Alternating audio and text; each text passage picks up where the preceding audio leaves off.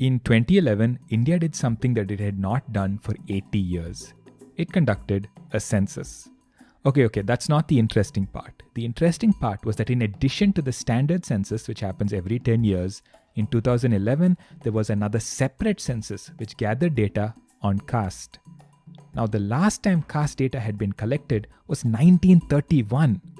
Now, this new data could have been really useful to understand India's progress. What's the connection between caste and things like wealth, literacy, and health? Is Indian society more equal than 100 years ago? So many questions could have been answered. But this data from the caste census never saw the light of day. First, the Congress did everything it could to delay the census. And then, when the BJP government came to power, they just refused to release the data. It seems that despite all their differences, both parties agree that this data should remain locked up. It's almost like they're scared about what it could reveal. And maybe they should be. Let's get into some history.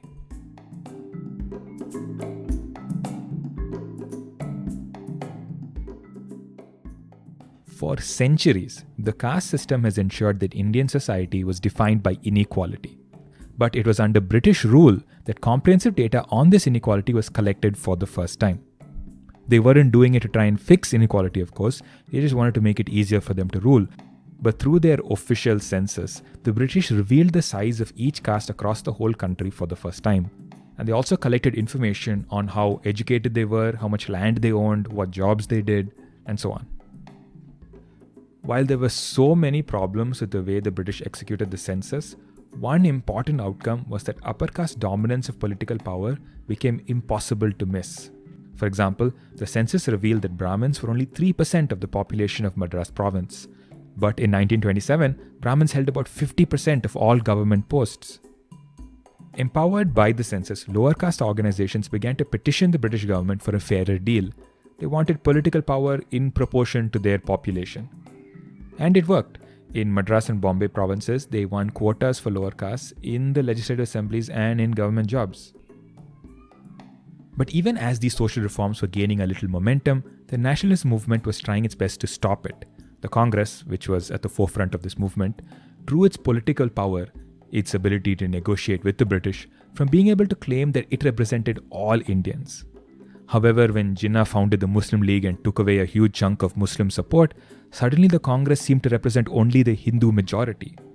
At this juncture, most nationalist leaders, people like Gandhi, Lala Lajpat Rai, and Jinnah, were trying to avoid attention being focused on caste because that would divide their existing support base. During this period when censuses were happening, both the Muslim League and the Hindu Mahasabha were sending their workers from door to door, telling people to mention only their religion and not their caste. Of course, the most infamous example of this cover-up of caste was the Pune Pact of 1932. Dr. B.R. Ambedkar had sought to increase Dalit political power by securing special seats in assemblies that only Dalits could stand for and only Dalits could vote on. But Gandhi went on a fast unto death to block this move, claiming that it would lead to the breakup of Hindu society. There's a lot more information on this in our previous videos, but essentially, caste reform, which would have improved the lives of so many marginalized people in India, had become an obstacle for the political goals of the nationalist parties and so was blocked at every turn. This is why people like Jyotiba Phule, Ayodhya Das, Periyar and Dr. Ambedkar were critical of the demand for independence. Obviously, they weren't against the idea of freedom. The question they were asking was, freedom for whom? They foresaw that in a country defined by caste divides, where a few dominant castes controlled all the wealth and opportunities, independence would simply mean transferring power from the British to elite Indians. And they were right. When India achieved independence, the Congress government led by Nehru and Vallabhbhai Patel eliminated caste data from the census, arguing that it created divisions in society. There was one exception though. The constitution had created the category of scheduled caste and enshrined the need to promote them. So because of that, the census continued to collect data on Dalits, but as an exception from the general rule. As we discussed in our video on merit and reservations, the exceptional status given to Dalits, while it gave them much needed protections, resulted in a situation where the problem of caste was reduced to untouchability alone. The narrative about caste was transformed from something that defined the status of every Indian into something that only affected Dalits. This law basically ignored the immense advantages enjoyed by upper castes because of the caste system, as well as the oppression that all other lower castes faced. Many of these lower castes had not faced untouchability like Dalits, but had still experienced thousands of years of deprivation and humiliation.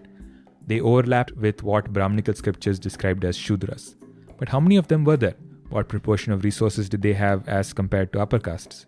These were important questions in the fight against caste discrimination, but there would be no answers because the caste census had been stopped. The constitution did require the government to identify and promote other socially and economically backward classes.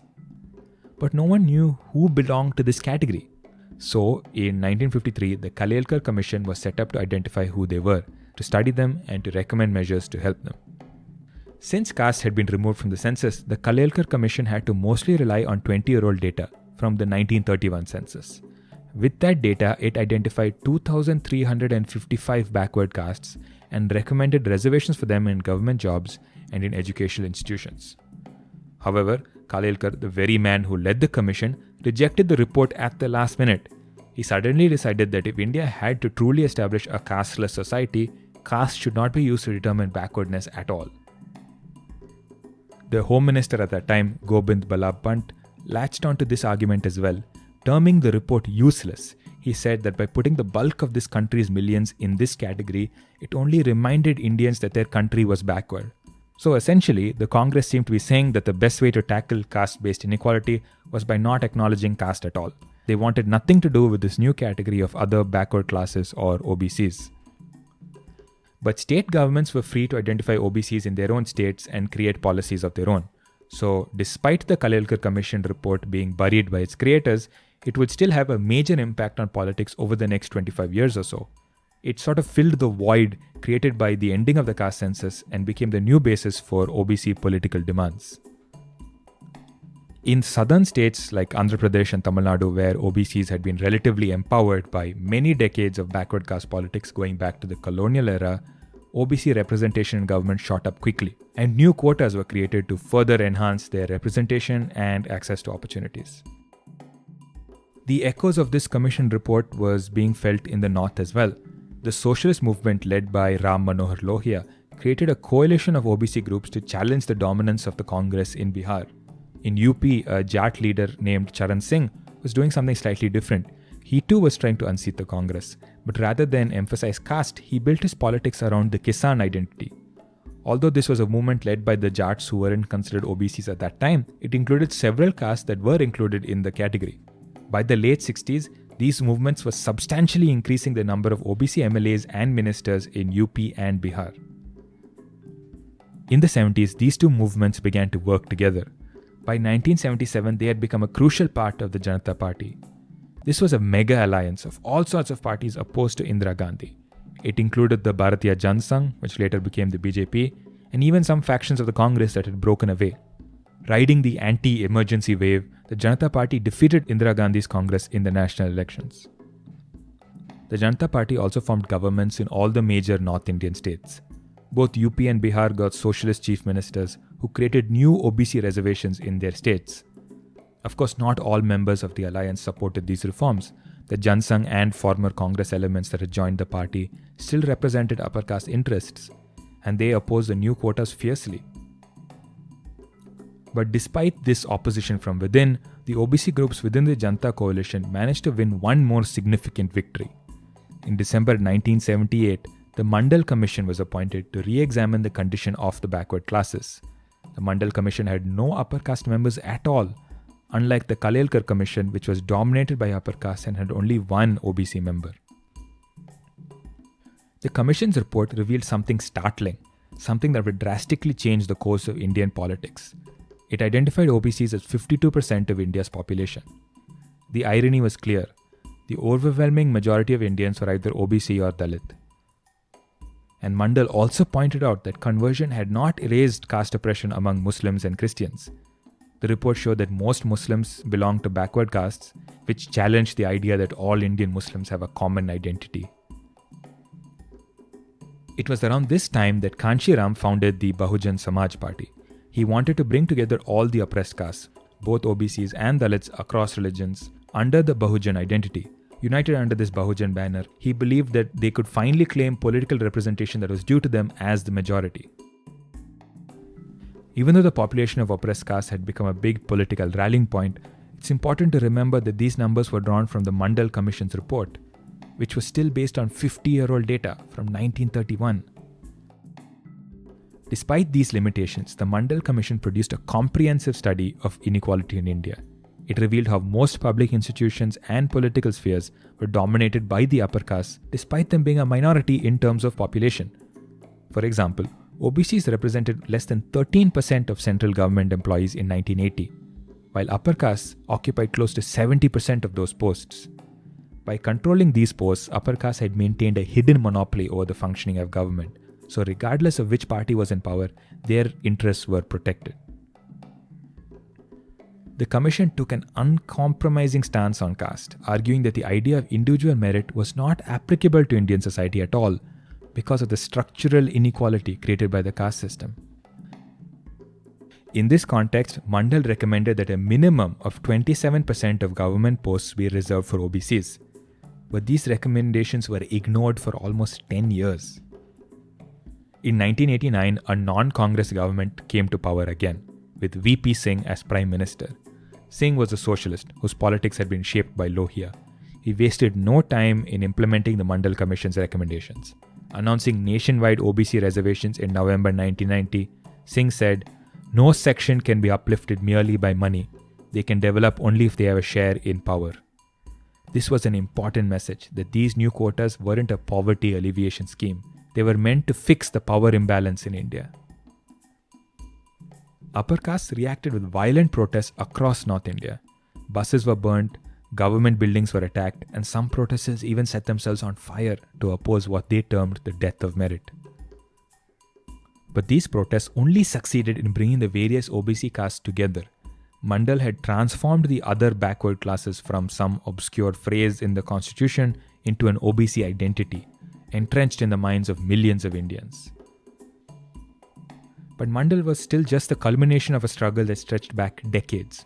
Over that time, the demand for OBC reservations had gone from being something tossed aside casually to a rallying cry that changed the face of Indian politics forever. Between the late 70s and the late 90s, the share of upper caste MPs in the electorally crucial Hindi belt gradually fell from 40 to 30%, while the share of OBC MPs rose from 13 to 22%. In the wake of Mandal, even upper caste dominated parties like the Congress and BJP began to give more and more tickets to OBCs. Political scientist Christoph Jaffalo calls this the silent revolution. So where do we stand today, 30 years after Mandal? While OBC quotas have been around for a while, OBC politics seem to be less visible at the national level. A big reason for this is the rise of the BJP and their capturing of Hindu OBC votes. The BJP basically pioneered the Ram Mandir movement as a direct reaction to Mandal to unite OBC voters under a Hindu banner, using anti-Muslim sentiment as a glue. As a result, the percentage of OBCs voting for the BJP went up from 22% in 2009 to 44% in 2019. But even though OBC votes were so important to the BJP's rise, national politics today mostly reflects upper caste interests again, and a lot of hard-won progress has been lost. The budget for SC/ST scholarships has been slashed, OBC quotas remain unfilled in universities, the public sector is being rapidly privatized and destroyed, and this new quota for economically weaker upper castes challenges the very principles of the reservation system, which is meant to address historical inequality created by caste. The story of independent India is a story of relentless attempts to make oppressed castes invisible. But it is also a story of sustained resistance against that invisibilization. As of today, 5 Indian states have passed assembly resolutions seeking a fresh caste census. And several parties, including multiple BJP allies, are rallying behind this demand. The BJP itself is in a tight spot. Before the 2019 elections, it publicly agreed to include caste in the 2021 census. But now, after being voted back into power, the BJP says it's too complicated. If it continues to maintain this stance, it could potentially lose the support of crucial OBC allies. However, if it does agree to a caste census, that would open up more debates around caste inequality and challenge this idea of Hindu unity that the BJP's entire politics is based on. With new data in their hands, India's oppressed castes might be able to dismantle this renewed upper caste monopoly on power and put this country back on the path of social reform that it so badly needs.